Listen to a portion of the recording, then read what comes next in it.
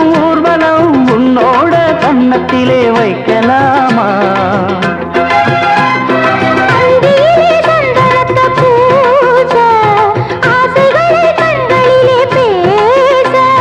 சேலையிலே நீ விசிறி வீச காலையிலே பார்த்த கண்ணு பூச